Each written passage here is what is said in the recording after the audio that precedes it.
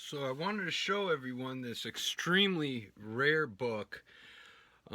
It's a true piece of American history and New York upstate history. Its title is Trappers of New York, and it's a first edition. On the cover is a bear in a trap, gold gilt stamp. It's called a blind stamp. And there's the spine, Trappers of New York, by Jephthah Root Sims. And I'll read you the title page here. So, Trappers, let's see if you can see that. Trappers of New York, or a biography of Nicholas Stoner and Nathaniel Foster, together with anecdotes of other celebrated hunters and some account of Sir William Johnson and his style of living. So this is a true first edition, published in 1850, and there is a plate of Nicholas Stoner, and I'll read a short description of him. This was printed by J. Munsell out of Albany. And I also have my reading copy. Now, I will run pictures of the inside of the book and the different condition issues. I just recently put it up on my seller site, so if you're interested, you can go there and look into it. But I have a reading copy here of the book, and I'll read you about Stoner. Nicholas Stoner was born December 15th, 1762, or maybe 63. It's not clear because the family record had been burned with his father's dwelling during the Revolution. He is 5 feet 11 inches high, of slender but sinewy form, and though his light brown hair is now, writing in 1848, silvered by the frosts of fourscore winters, and his body is a little bent, yet his step is still firm without a cane, and his intellect vigorous. He has from boyhood worn a pair of small rings in his ears. His complexion, owing to his mode of life, is now swarthy. In his younger days he must have been a man of uncommonly prepossessing personal appearance, for his acquaintances of 40 years of standing speak of him as one of the likeliest looking men they have ever known.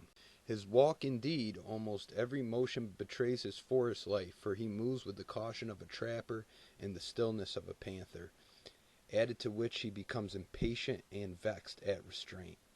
The front piece, which gives a good likeness of him at the age of about 83, exhibits him accoutred as a trapper.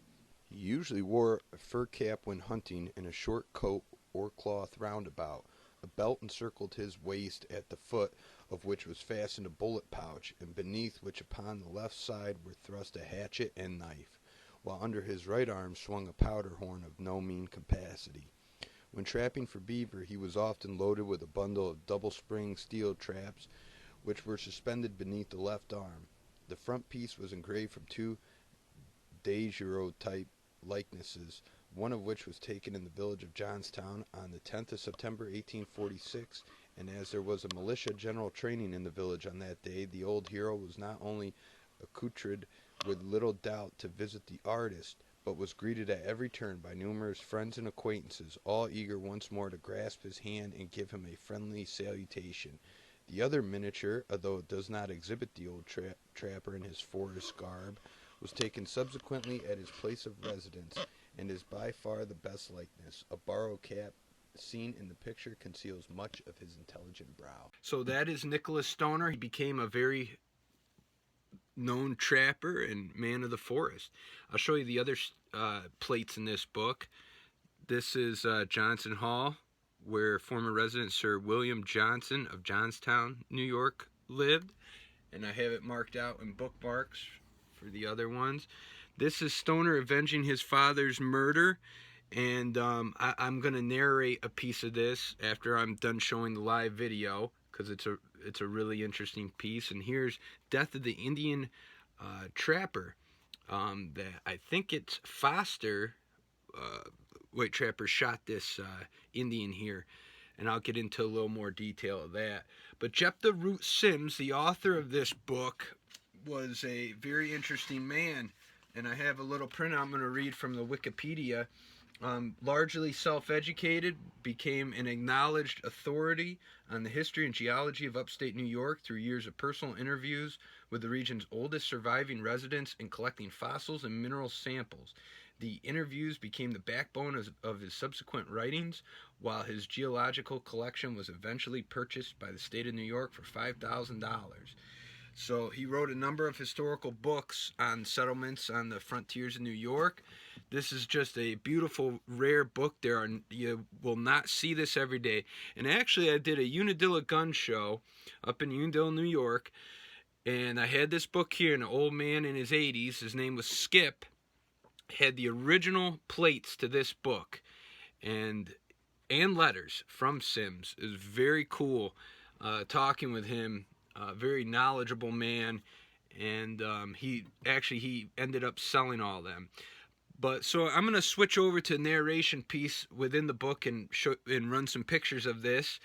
And I have it currently up for $725, or best offer. I'll link up my seller site for those who are interested. Again, very rare piece of American history, New York history. I wanted to read a passage that has to do with the plate that you're looking at now, and it's of Nicholas Stoner confronting an Indian in a bar. But it's not just any Indian, as you'll see. So, here we go. The name of Stoner had doubtless fallen upon the ear of a half-drunk Indian in the barroom, while the kitchen scene was enacting, and reminded him of his former acts, for he had drawn his scalping knife to boast to several bystanders, one of whom was Abraham von Sciver, of the deeds of blood recorded upon its handle. 9 marks indicated the number of American scalps he had taken in the late war. And this, said he, pointing to a notch cut deeper than the rest to indicate a warrior, was the scalp of old Stoner.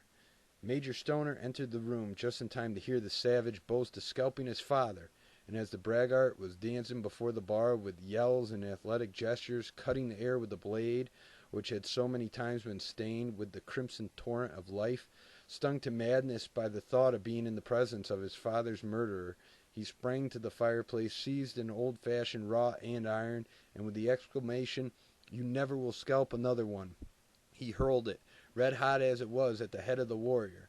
His own hand was burned to a blister, even by the top of the iron, which, striking the object of its aim in the hottest part across the neck with an indelible brand, laid him out at full length upon the floor, the register of death dropping from his hand.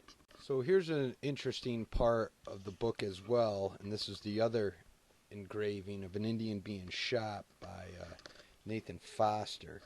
And basically the backdrop of the story is that Foster and his family moved out to a tract of land to lease. And there was only a few people living out there, and there was an Indian who was very agitative. His name was Drid. That's what they called him anyhow. And he threatened and attempted Foster's life on multiple occasions. He stabbed him once. Foster was upwards in his 60s at this point, and the Indian was mid-20s. And Foster tried to go to the authorities. Nothing was to be done about it. And he ends up taking matters into his own hands and getting a little bit of frontier justice. He was tired of his family being threatened and his life being threatened. And so the Indian was out with some other trappers in his canoe, and Foster grabbed his rifle and he went to meet him because he had had enough. So although Foster was several rods distant from the canoes, still the position of his foe did not secure his safety. The Indian's eye caught a glimpse of the fearful figure in the bushes just as the rifle was poised, and he threw up his arms in terror at the moment of the explosion. Both bullets entered his left side near the armpit, passed through his heart, and went out just below the right arm. They entered in the same spot, but left 2 places of egress opposite. The Indian fell backwards with his head and shoulders in the water, his feet and legs remaining in the canoe. He fell so dead that his position continued unchanged. The fairy craft, preserving the cradling motion, communicated to it by his fall, for some length of time after the spirit of its owner had winged its flight. So Foster ends it. and he had had enough. And what was neat was I also found a reference from a book called The History of the Adirondacks, and it actually speaks on this. This book was published in 1921, and it was by Alfred Donaldson. And he says, minute detail. Mr. Sims asked Stoner if he did not think that Foster had taken a great chance in firing between two white men to kill an Indian. Pooh, said Stoner. Foster would have shot the Indian's eye out had he desired to. The truth is, either of us could send a bullet just about where we chose to. Foster could load and fire an old flintlock 6 times within a minute, and his hands had natural pouches of skin between the fingers, in which he used to carry bullets for quick use. Of Stoner it was said that he could kindle a fire, climb a tree, cook a dinner, empty a bottle, shoot a deer, hook a trout, or scent an Indian quicker than any other white man then living. So there's been other books written on the life of Foster, talking about their early days. It shows clearly how by training and experience a boy came honestly and justifiably by his dislike of Indians. One of his earliest adventures was to help save his little kidnapped sister from their intended cruelties. So basically, I mean, this is the Wild West out here in upstate New York. There was a lot of agitations and skirmishes and aggressions on both sides. But, you know, people handled their business back then. There was a lot of frontier justice. There's a lot of stories in this one. This book, Trappers in New York, has a lot of interesting ones in it. So with that being said, I'm going to close out this video. I'd like to invite you all to like and subscribe to my channel. Hit the notification bell to stay up to date on book picks, in-shop activity, and book reviews. I'm going to roll picture clips of Trappers in New York, the one that I have in my possession. It's up for sale. I will link the seller site below.